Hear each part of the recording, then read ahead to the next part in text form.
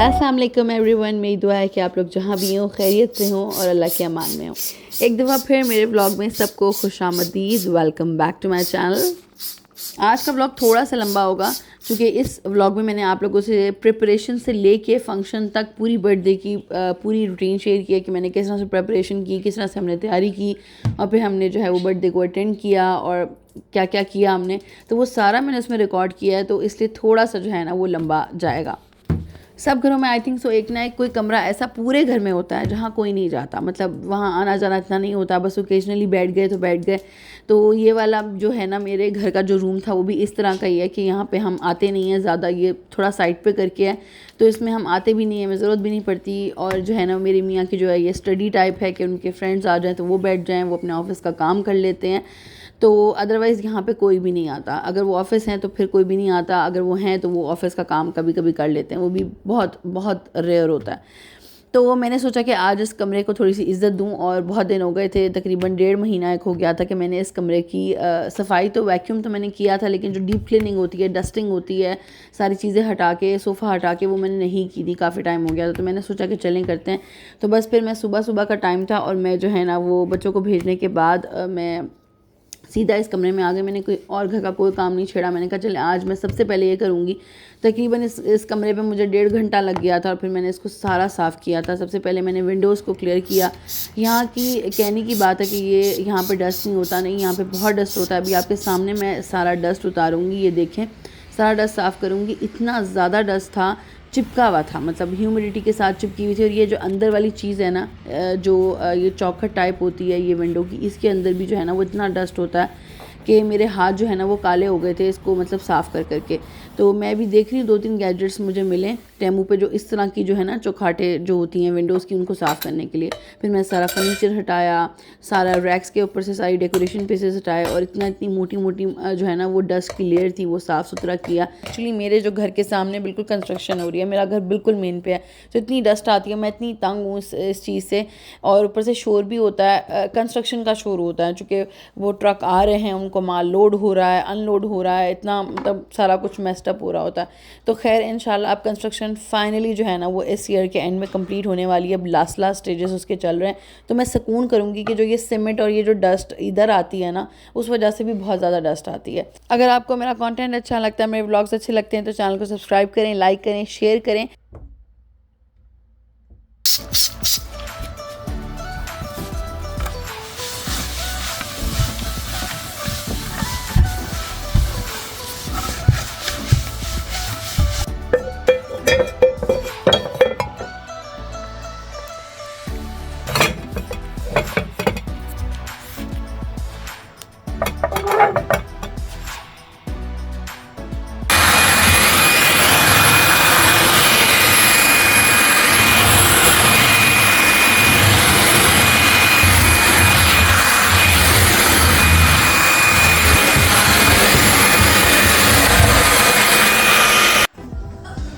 अल्हम्दुलिल्लाह all done, अल्हम्दुलिल्लाह सफाई हो गई थी, सारा कुछ सेट हो गया था, मैंने कमरा पैक कर दिया था। हस्बैंड इंशाल्लाह जब आएंगे तो देख के खुश हो जाएंगे कि आज मेरी स्टडी जो है वो चमक रही है। तो फिर जी आज शाम का टाइम था, शाम के टाइम में थोड़ी सी प्रिपरेशन करी थी, जो कि नेक्स्ट डे जो है ना ये बर्थडे का व्लॉग था, ये मेरा जो है ना वीकेंड का व्लॉग है। तो नेक्स्ट डे बिल्कुल बर्थडे थी, तो इसलिए फिर जो है ना वो मैंने जो है वो प्रिपरेशन करनी थी, चूँकि लजानिया मैंने आज ही बना के जो है ना वो रखना था, मतलब बेक नहीं करना था, लेकिन उसको सारा बना के उसका प्रोसीजर करके उसको असेंबल करके मैंने फ्रिज में रखना था। फिर अगले दिन जो है वो हमने शाम में इसको बेक करना था। तो एक दिन में नहीं हो सकता था, चूँकि माशाल्लाह लजानिया 3 डिशेस थी, तकरीबन 40 लोगों का जो है ना ये मतलब लजानिया में जो है वो जो सॉस मैंने बनानी थी, जो टमाटो वाली सॉस थी, उसके अंदर प्याज बहुत डलता है ना। तो मैंने फिर जो है ना वो प्याज को बिल्कुल जो है ना वो मैंने हाथ से नहीं काटा, ये मेरे पास है, इसके अंदर मैंने बारीक बारीक चॉप कर लिया, क्योंकि मुझे चाहिए भी चॉप था। पूरी जो है ना ये पूरी पोथी ली थी लहसुन की, इसको बारीक सा जो है ना वो चॉप कर लेंगे और फिर इसको जो है मसाले के साथ बनाएंगे। अच्छा, हम लोग के जो सालन होते हैं वो वैसे तो दिखने में लगते हैं कि मुश्किल है, लेकिन बस सब्ज़ी काटी और भुना के जो है ना वो सालन तैयार कर लिया। सब्ज़ी हो गई, दाल हो गई, कोई सालन हो गया, कुछ भी हो गया। लेकिन ये जो इस तरह के खाने हैं ना, जो इटालियन टाइप और ये कॉन्टिनेंटल खाने जो होते हैं, इनमें टाइम लगता है, इनके प्रोसीजर्स ही बहुत होते हैं। आप कोई डेज़र्ट बना लो, और हमारे डेज़र्ट्स में क्या होता है कि आपने जो है ना आसान सी खीर बना ली। इनके डेज़र्ट्स भी मुश्किल होते हैं, और इसका जो है ना मुझे काफ़ी टाइम लग गया था इसको चॉप करने में, चूँकि एक पोथी नहीं थी, मैंने पहले बोला एक पोथी थी, 2 पूरे मैंने वो लिए थे राउंड शेप के, तो उसमें काफ़ी ज़्यादा लहसुन था। चूँकि क्वांटिटी भी चिकन की काफ़ी थी, तकरीबन 3.5 kg के करीब जो है ना ये बोनलेस का मैं बना रही थी।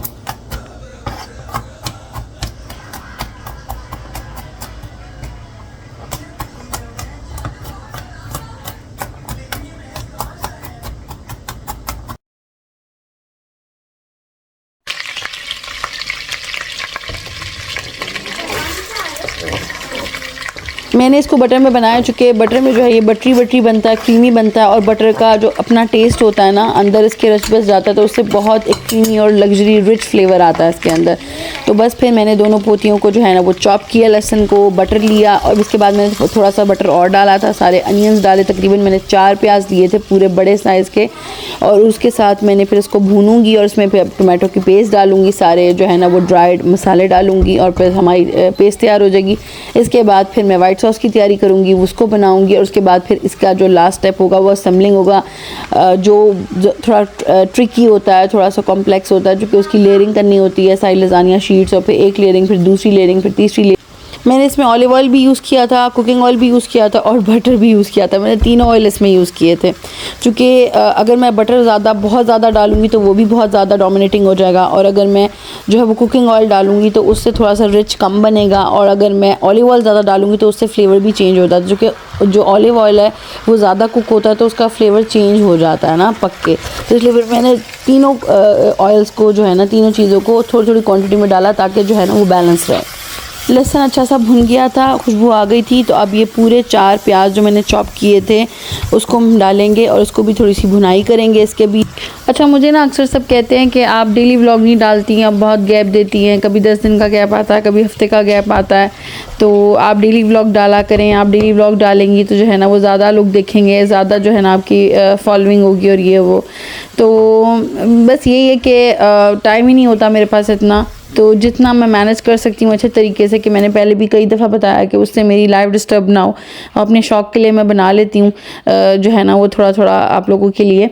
तो इसको मैं बिल्कुल मतलब क्रेज़ी की हद तक नहीं कर सकती, क्योंकि मेरे पास इतना टाइम ही नहीं होता, मेरे पे और बहुत सारी रिस्पॉन्सिबिलिटीज़ होती हैं, और टू बी ऑनेस्ट इस तरह का काम मुझे पसंद भी नहीं है कि जिसमें आप अपने आप को बिल्कुल ही जो है ना वो ख्वार कर लें और फना कर लें आप एक ही चीज़ में अपने आप को, और जो है ना आप किसी और काम को जो है ना बैलेंस ना रख सकें। मुझे है कि काम, और जो भी मैं कुकिंग का भी अपना काम करती हूँ, जो भी यहाँ पे जो है वो थोड़ा छोटा मोटा बिज़नेस मैं अपना करती हूँ, वो भी मैं बहुत बैलेंस लेके चलती हूँ, उसको भी मैं बहुत बैलेंस रख के कोशिश करती हूँ करने की, कि मेरी जो है ना वो अपनी लाइफ ख़राब ना हो, मेरे बच्चों की रूटीन ख़राब ना हो, मेरी अपनी रूटीन ख़राब ना हो, भी डैमेज ना हो। तो फिर भी जो है ना वो माशाल्लाह यहाँ पे लाइफ जो है वो बाहर की आसान नहीं होती है। तो अगर आप कुछ ना कुछ थोड़ा सा कर रहे हो साथ साथ, तो उसमें आपकी बहुत ज़्यादा आपकी मतलब पाकिस्तान में अगर आपकी 50% एफ़र्ट लगती है, तो यहाँ पे आपकी 100% एफ़र्ट लग रही है हर चीज़ में। यहाँ मैंने डाल दिए थे इसमें ड्राई मसाले, पापरिका डाली थी मैंने, और साथ वाइट पेपर डाली थी, काली मिर्च डाली थी, और सॉल्ट डाला था, और इसको बस थोड़ा सा जो है ना वो भून लेंगे। अच्छा, यहाँ पे मैंने जो है ना वो थोड़ी सी ASMR वीडियो बनाने की कोशिश की थी। बेसिकली पहले मेरा इरादा था कि मैं 1 मिनट का व्लॉग बनाऊंगी, शॉर्ट बनाऊंगी, और उसमें मैं जो है ना वो अपनी लजानिया की प्रिपरेशन भी दिखा दूंगी, और बर्थडे की भी जो थोड़े मैंने क्लिप्स बनाए वो डाल दूंगी। लेकिन वो हो नहीं सकता था, वो शॉर्ट इतनी शॉर्ट होती है 1 मिनट की, उसमें वो नहीं हो सकता था। तो फिर मैंने ऐसी जो है ना फ़न के लिए जो है ना मैंने ट्राई किया कि अच्छा चलो इस तरह से जो है ना वो करके देखती हूँ कि कैसी बनती है। तो फिर उसमें मैंने वो भी जो है ना क्लिप डाल दिया साथ ही बीच में। यहाँ मैंने डाल दिया था इसमें चिकन को आप बारीक जो है ना वो चॉप करें। मैंने मतलब एक होता है क्यूब साइज़, मैंने क्यूब साइज़ से भी छोटा जो है ना वो काटा था। ताकि जो है ना वो हर बाइट में आपके चिकन मुंह में आए एक तो, और दूसरा ये कि अच्छा सा जो है ना वो गल भी जाए। तो बस इसको अच्छा सा भूनें, मिक्स करें। और इसमें मैंने जो है ना वो 1 चिकन क्यूब भी डाला था, 1 से 2 चिकन क्यूब्स भी डाले थे, जो कि आपको जब आप जो भी आप चीज़ों में डालते हो, स्पैगेटीज़ में डालते हो, राइस में डालते हो, तो वो भी डालते हो, उससे भी बहुत अच्छा फ्लेवर आता है इसका ना। अब जाएगी इसमें टमाटो की प्यूरी। ये जो है ना वो सीज़नल आए हुए थे काउफ्लांड पे ना, ये जो पैकेट्स आए हुए थे टमाटो प्यूरी के, ये इटालियन कंपनी थी आई गेस। तो मैंने फिर मुझे अच्छे लगे तो फिर मैंने कहा कि चलें उठाते हैं। तो इनका फ्लेवर बहुत अच्छा था, जो प्यूरीज थी। इसमें ये पेस्ट नहीं है, इसके अंदर ना चॉप हुए हुए मतलब डाइस कटे हुए सारे अनियंस सॉरी टमाटोज़ थे। तो मैंने 4 पैकेट के करीब इसमें डाले थे।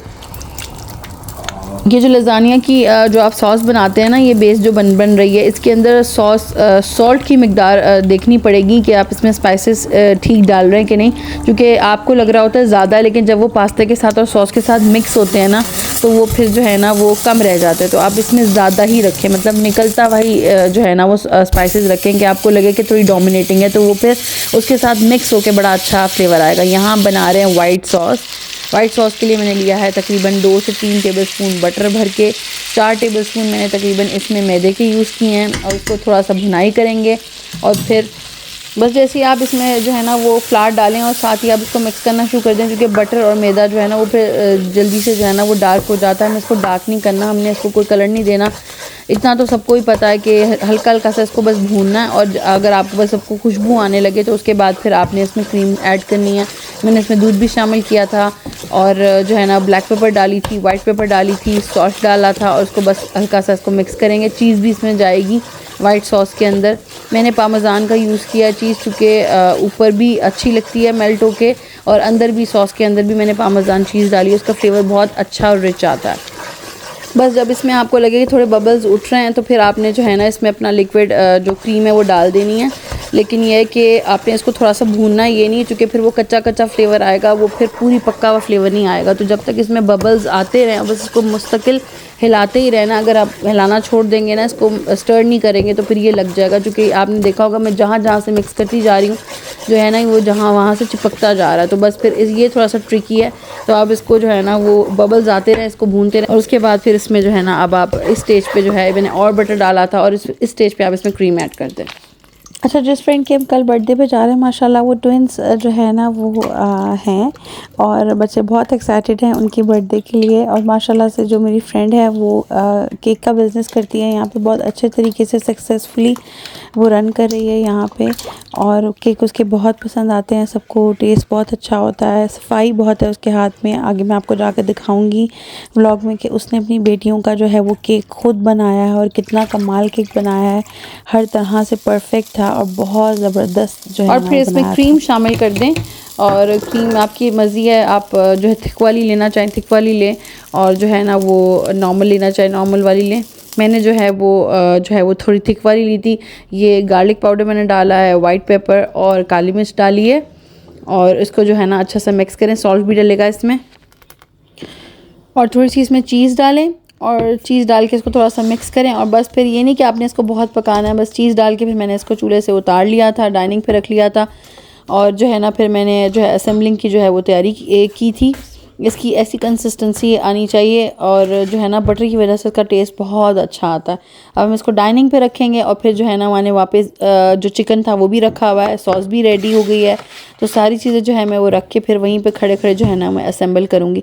थोड़ी सी मैंने शिमला मिर्च भी इसके साथ जो है ना वो काटी है बारीक बारीक इस तरह की, तो ये भी मैं डालूंगी। बीच में भी थोड़ी लेयर लगाऊंगी, और ऊपर भी जो है ना गार्निशिंग करूंगी। ये मैंने जो है वो पट्टियाँ साइड पे निकाल के रख ली थी, चिकन भी रख लिया था, जो है 2-3 तरह की चीज़ भी थी वो भी रख ली थी। इस तरह की जो है ना लंबी लंबी मैंने एक शेप की डिशेस ली थी, और 2 मेरे पास सेम थी, और फिर एक जो थी वो मैंने इस तरह की ली थी। तो फिर इसमें जो है ना वो असेंबलिंग करेंगे। थोड़ी सी मैंने जो है ना वो हरी प्याज साइड पे रख ली है कि वो मैं काट के जो है ना वो ऊपर एंड पे चेक करूँगी कि अगर मुझे ज़रूरत लगी तो मैं थोड़ी सी गार्निश करूँगी, या सर्व करने के बाद आप गार्निश कर दें। तो वो मैंने साइड पर रख ली थी। ऑलिव्स जाएंगे, और ये आपकी अपनी मर्ज़ी होती है कि आपने जो है ना वो क्या चीज़ जो है ना वो डालनी और क्या नहीं डालनी। तो मैं इसमें जो है ना वो ऑलिव्स डालूँगी, मुझे अच्छे लगते हैं ऑलिव्स। आप मशरूम डालना चाहें मशरूम भी डाल लें, और थोड़ा सा बटर लेके आपने इसको डिश में ना थोड़ा सा ग्रीस करना है इस तरह से। फिर इस तरह से बहुत अच्छा बेक होता है, और नीचे से चिपकता नहीं है। तो बटर चारों तरफ से अच्छी तरह जो है ना वो बटर सरफेस पे और आगे पीछे सारा लगा ले, जैसे बिल्कुल आप बेक करते हैं केक को, तो आप ग्रीस करते हैं अपने पैन को, तो उससे जो है ना ये बहुत नीचे से आराम से जो है पूरा पीस निकलेगा, टूटे वूटेगा नहीं। सबसे पहले जो है बटर लगाया, उसके बाद मैंने वाइट सॉस की लेयर लगाई। वाइट सॉस की लेयर भी लगाना ज़रूरी है, तो उससे थोड़ा सा क्रीमी बनेगा, ड्राई नहीं होगा ये। तो वाइट सॉस की लेयर लगाएं, उसके बाद जो है वो अपनी आप उसके बाद शीट बिछाएं, जो भी आपकी लजानिया शीट्स हैं वो बिछाएं। उसके ऊपर आपने फिर जो है वो चिकन लगाना है, फिर उसके बाद वाइट सॉस अगेन आपने रिपीट करनी है, साथ चीज़ रखनी है, चीज़ की पूरी लेयर लगानी है। उसके बाद फिर थोड़ी सी वेजिटेबल जो भी आपने रखने हैं वो, और फिर बाद अगेन उसी जो है ना वो प्रोसीजर को, ये तो सबको ही पता है कि इस तरह से जो है ना आपने उसको रिपीट करना है। मैंने जो है वो 2-2 3-3 लेयर लगाई थी, क्योंकि ये शीट जो पाकिस्तान में मिलती हैं वो ज़रा अच्छी होती हैं, यहाँ वाली उस तरह से इतनी मज़े की नहीं मुझे लगती। एक तो इसका डिज़ाइन भी बिल्कुल स्ट्रेट है। पाकिस्तान में आपने देखा होगा कि वो जो शीट्स मिलती हैं लजानिया की, उसकी कर्ली होती है साइड में से ना, उसके कर्ली कर्ली डिज़ाइन होता है, तो वो बड़ा अच्छा लगता है।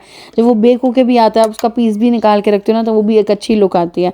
तो मैंने फिर 2-3 जो है ना स्टिक्स की जो है ना वो लेयरिंग की थी, क्योंकि ये पतली थिन वाली थी।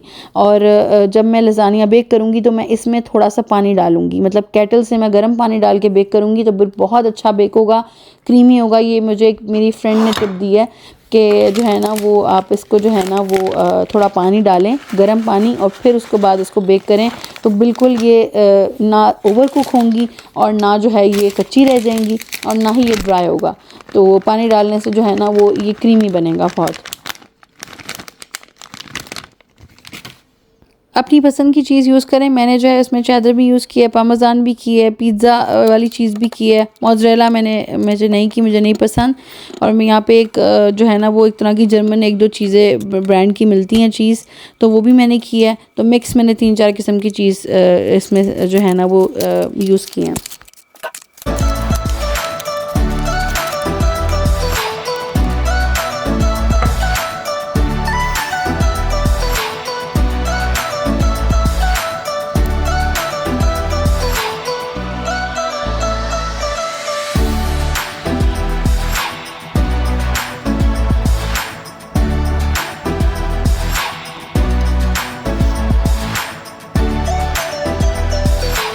रख के इसको जो है ना वो कवर करके मैं फ़्रिज में रख दूँगी। फ़्रिज मैंने अपना खाली कर लिया था, जो ज़रूरी सामान नहीं था जो मैं रख सकती थी ओवरनाइट बाहर, मैंने निकाल के रख लिया था। चूँकि ये डिशेस 3 हैं और ये फ़्रिज में जानी ही ज़रूरी है, तो बस फिर मैंने इनको फ़्रिज में रख दिया था। इंशाल्लाह अब जो है ना नेक्स्ट मॉर्निंग आप लोगों से मिलते हैं बर्थडे वाले दिन।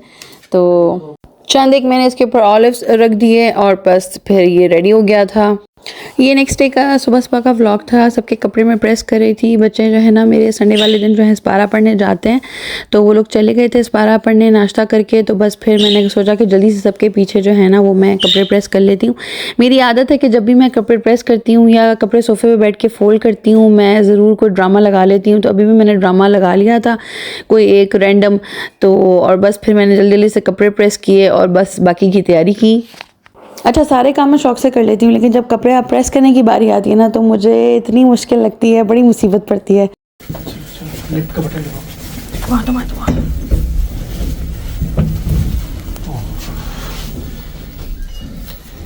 ये 2 डिशेस आपने,